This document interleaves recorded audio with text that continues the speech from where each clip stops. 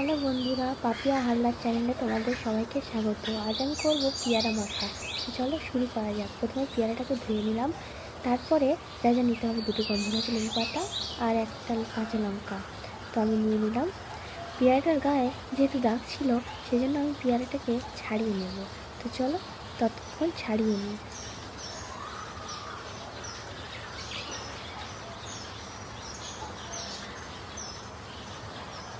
আমি ভাবলাম পেয়ারা মাখা, সবাই তো ড্রাগন মাখা খায়, সব রকম মাখা খায়, আমিও পেয়ারা মাখা করে দেখবো। যেহেতু পাকা পেয়ারা ভালো লাগে না, তাই মাখা করে খেলাম আমরা। তো ছাড়িয়ে নিয়েছি। এবারে পেয়ারাটাকে ছোটো ছোটো টুকরো করে কেটে নেব আমরা।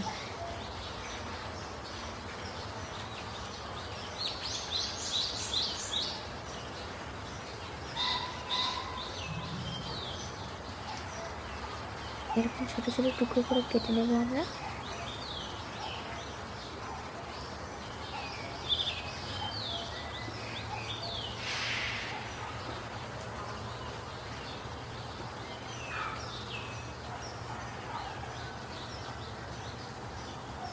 আমরা কেটে নিলাম। এবার আমরা বিট নুন নেব, পরিমাণ মতো বিট নুন নেব।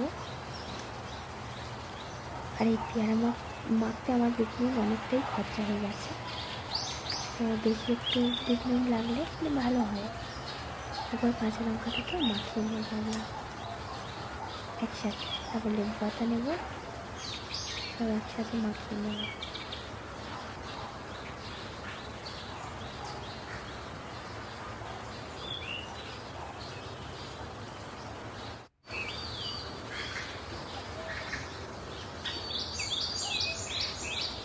মাখিয়ে নিলাম।